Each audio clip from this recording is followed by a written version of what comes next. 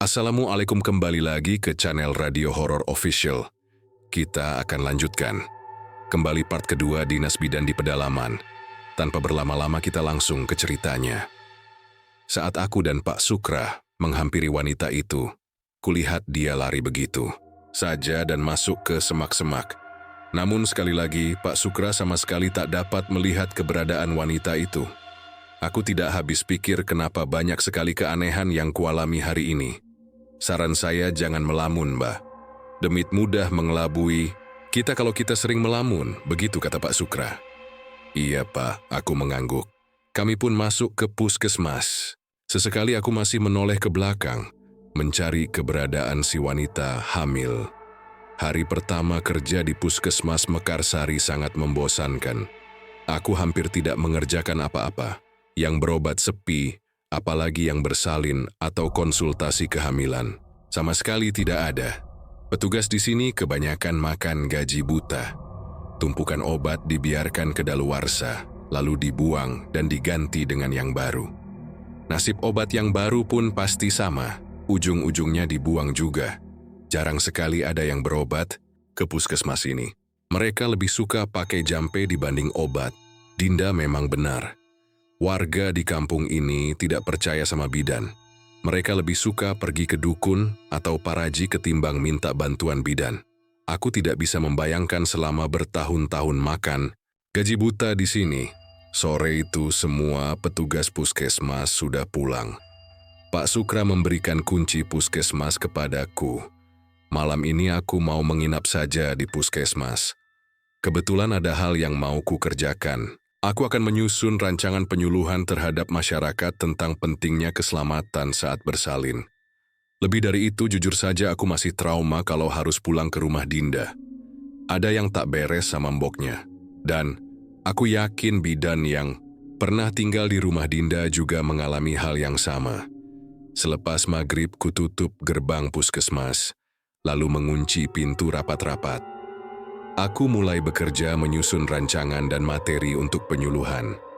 Selang beberapa saat, ada yang mengetuk pintu. Sepertinya ada yang mau berobat. Segera aku beranjak dari tempat duduk dan langsung membukakan pintu. Di depanku berdiri seorang perempuan berbaju daster yang sedang hamil tua. Dia memegangi kandungannya sambil meringis kesakitan. "Tolong aku, Bu," katanya dengan suara yang tertahan. "Ya ampun, silakan masuk, Bu," kataku. Jelas saja aku kaget dan langsung membawanya ke ruang rawat. Dia mengaduh kesakitan, ketubannya sudah pecah. Belum sempat kutangani, jabang bayi dalam perutnya malah keluar duluan. Wanita itu terengah-engah. Keringat membasahi wajahnya. Bayi itu menangis dengan kencang dan saat hendak kupotong tali ari-arinya. Tiba-tiba saja bayi itu malah tersenyum. Kedua matanya membesar dan berkedip-kedip. Dia loncat dari pangkuanku lalu berjalan-jalan di lantai. Seluruh tubuhnya masih berlumur darah. Aku berteriak sambil minta tolong. Wanita yang barusan melahirkan sekarang sudah berdiri di hadapanku. Wajahnya datar dan pucat. Dari mulutnya keluar darah kental warna hitam. Aku semakin menjerit histeris minta tolong. Aku lari keluar puskesmas. Tapi setibanya di halaman puskesmas, aku bingung mau lari kemana. Puskesmas itu jauh dari perkampungan warga. Kulihat wanita itu masih memperhatikanku dari balik jendela puskesmas sambil menggendong bayinya yang masih berlumur darah. "Tolong!" Aku lari ke jalan sambil berteriak. Kunyalakan senter handphone sebagai penerang jalan. Jalanan itu sangat sepi dan gelap. Daripada tetap tinggal di puskesmas itu, lebih baik aku lari saja ke perkampungan warga. Walaupun perkampungan itu jaraknya cukup jauh dari puskesmas, aku tetap memberanikan diri menembus gelap dan kabut. Langkahku terhenti saat mendengar suara derum motor. Semakin dekat, suara itu semakin jelas. Lalu, cahaya lampu motor menyilaukan mataku. Sambil memicingkan mata, kuhalangi mataku dengan tangan kanan. Ternyata itu Pak Sukra. Kebetulan sekali dia datang. Aku langsung lari menghampirinya. "Pak, tolong saya, Pak." "Loh, Mbak Maya kok ada di sini?" tanya Pak Sukra. "Di puskesmas ada setan, Pak. Hah, setan? Pak Sukra terkejut mendengar kesaksianku. Iya, Pak. Tolong antar saya pulang. Ya, sudah naik, Mbah. Advertisement Taku pun segera menaiki motornya Pak Sukra.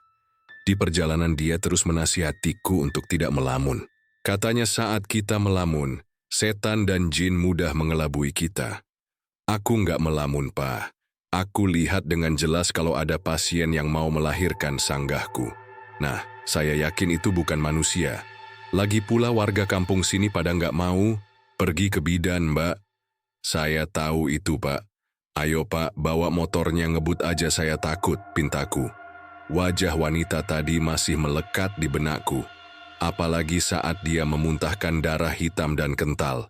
Darah itu juga bau. Aku yakin nafsu makanku hilang untuk beberapa hari ke depan. Tadinya saya mau anterin makanan buat Mbak Maya ke puskesmas. Kebetulan istri saya masak banyak. Pak Sukra memperlambat kembali laju motornya karena sudah memasuki perkampungan warga.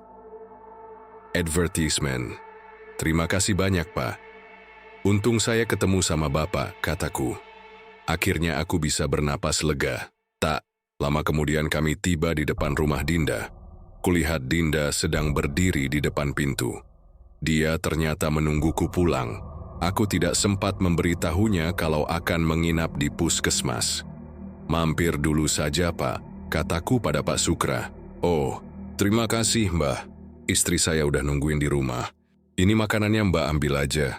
Pak Sukra menyodorkan rantang yang dibungkus plastik hitam. Sekali lagi terima kasih banyak ya, Pak.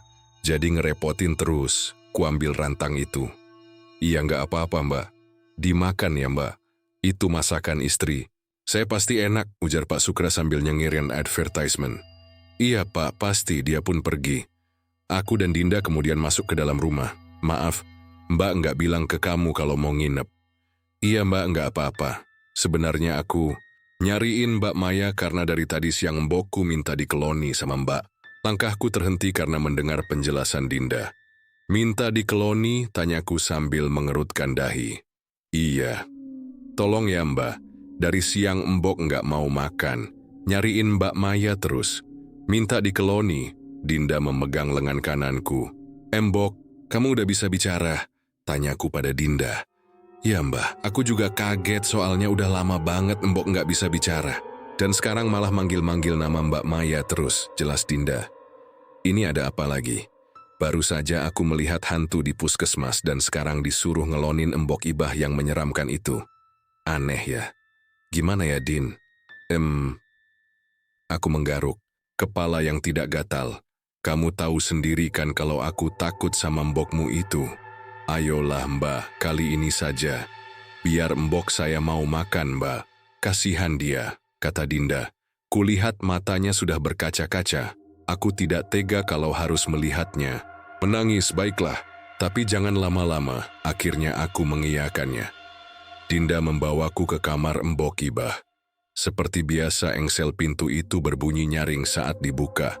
Maya, desis Mbok Ibah. Suara itu kering dan terkesan mengerikan. Sama persis dengan suara yang kudengar tadi pagi. Mbok Ibah tidur di atas ranjangnya dengan posisi membelakangiku. Ragu-ragu aku mendekatinya. Mbok, sapaku. Keloni aku, nak. Mbok Ibah membalikkan badan. Dia menatapku dalam-dalam. Iya, Mbok. Tapi habis ini Mbok harus makan ya. Aku duduk di tepi tempat tidurnya. Aku berbaring di samping Mbok Ibah. Bantal yang kutiduri bau minyak jelantah. Setahuku orang-orang tua dulu memang gemar memakai minyak jelantah untuk rambutnya. Mbok Ibah lalu membelakangiku. Perlahan ku peluk tubuhnya yang kurus dan ringkih. Tubuh itu tinggal tulang dan kulit. Aku dapat merasakan benjolan-benjolan tulang di tubuhnya. Dinda malah keluar lalu menutup pintu kamar. Dinda mau kemana? Tanyaku sambil bangkit dari tempat tidur. Jujur saja aku takut kalau harus berduaan di kamar dengan Mbok Ibah.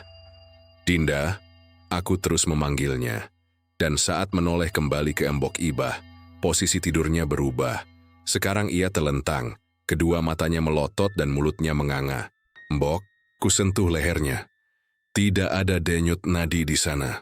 Mbok, kusentuh juga dada kirinya. Tak ada detak jantung di sana. Dia meninggal entah kenapa. Kejadian ini membuatku panik dan langsung lari keluar kamar mencari Dinda. Nantikan cerita horor Dinas Bidan selanjutnya. Agar tidak ketinggalan, klik subscribe di bawah ini.